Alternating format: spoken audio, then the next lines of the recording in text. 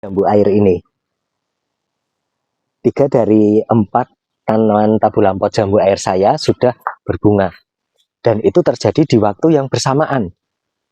Padahal kita tahu sendiri ya, tanaman itu tidak punya otak, tidak punya saraf, tidak punya panca indera.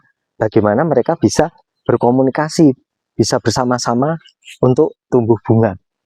Selain itu kan mereka juga tidak punya kalender, tidak punya jam ya, tapi mengapa mereka bisa tumbuh berbunga itu bisa di waktu yang bersamaan. Nah, di video kali ini kita akan mencoba mempelajari lebih dalam lagi bagaimana tanaman ini bisa berbunga dari waktu yang bersamaan.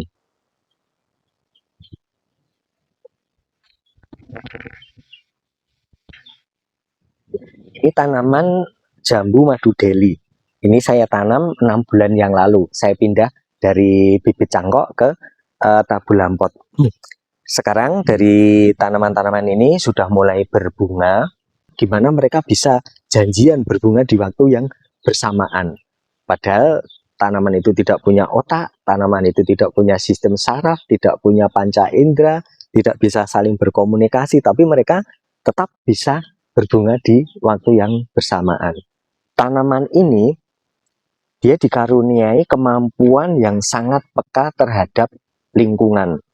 Tanaman itu punya kemampuan untuk membaca kondisi lingkungan seperti apa. Jadi mereka itu bisa membaca lama penyinaran matahari, suhu udara, ketersediaan air, kondisi akar, dan kecukupan nutrien yang sudah mereka kumpulkan di dalam tanaman. Jadi selain itu, tanaman itu juga punya hormon yang nantinya akan mengatur kapan waktunya untuk tumbuh daun, kapan waktunya untuk membentuk bunga. Tanaman ini sudah 6 bulan kita tanam. Apakah karena umurnya jadi tanaman ini berbunga?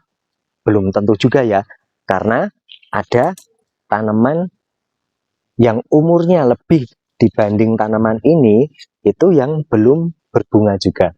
Nah, ada nggak di antara kalian yang punya tabu lampot yang lebih dari 6 bulan atau bahkan mungkin lebih dari setahun tapi belum berbunga?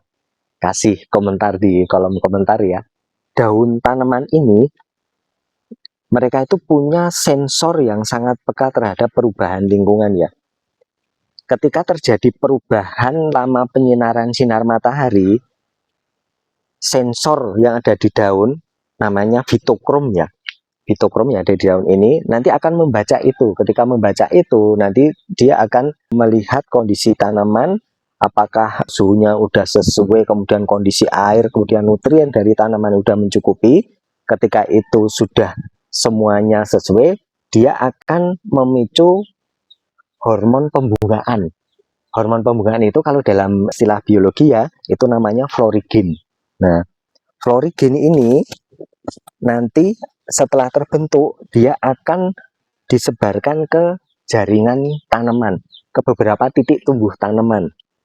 Nah, ke beberapa titik tumbuh tanaman nanti ini lewat jaringan floem ya.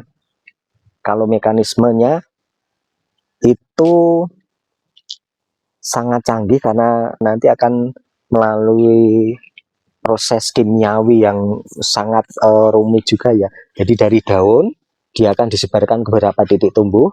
Nah, ketika sampai ke titik tumbuh, misalnya di sini ya, di bunga ini,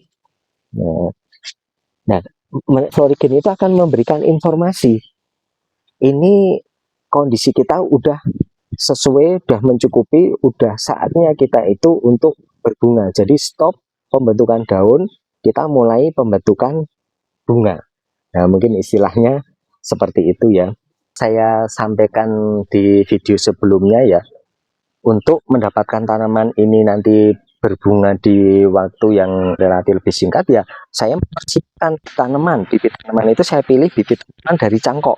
Itu akan menurunkan cepat umur fisiologis dari tanaman itu banyak. Kemudian yang kedua medianya. Medianya saya pakai media yang gembur, yang subur.